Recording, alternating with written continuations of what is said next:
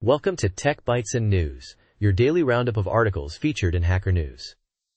Today, we're diving deep into the murky waters of DNA testing service privacy. A recent Incogni report reveals some unsettling truths about what these companies do with your genetic information. It's intense! Intense is right. I've always been a bit wary about these at-home DNA kits. The holiday season makes them popular gifts, but what about the privacy implications? What are the biggest takeaways from this report? Well, the report analyzed 10 popular services, and the findings are concerning. First, 4 out of 10 use your data for marketing, even if they claim it's anonymized. But every single service collects technical data like IP addresses and browser details. That's enough to identify you, even with anonymization. So much for anonymity. That's a huge red flag. What about law enforcement access? Yeah, that's another big one. 4 services have vague clauses about complying with law enforcement requests based on a good faith belief. That's scary vague. It could mean they hand over your data without a warrant. Unacceptable.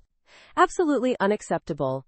And what about the physical samples themselves? Where do they end up? That's equally unsettling. 4 out of 10 don't even say where they store your physical samples. The others offer vague descriptions like secure facility, which could be anything.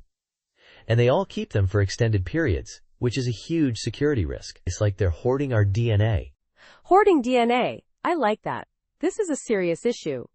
What about compliance with laws like Washington's My Health, My Data Act? Half the services don't comply with that act, which requires a dedicated health data privacy policy.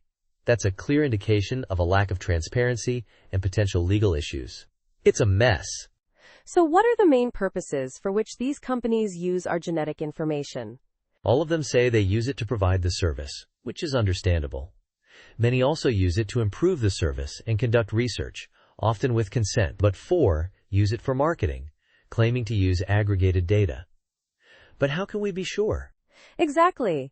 And the research part is also concerning. Some companies imply they can use anonymized data for research without explicit consent. That's a slippery slope. Very concerning. It is. And the data breaches. Ancestry, 23, and Me, and MyHeritage have all experienced breaches, exposing user data. It's a nightmare scenario. The report highlights the risks associated with genetic data, from breaches to flawed privacy practices. Even anonymized data can be re-identified. It's a huge privacy risk. So what should consumers do? Should we just avoid these services altogether? That's a tough question. The report doesn't explicitly say that, but it strongly suggests being extremely cautious. Read the privacy policies carefully, and I mean really carefully, and understand what you're agreeing to. Look for companies that are transparent about data storage, law enforcement requests, and their research practices. Be informed. And what about policymakers? What role do they play in all this? The report calls for clearer regulations. We need explicit and transparent disclosures about data use and storage. We need limits on how this data can be processed, shared, and sold.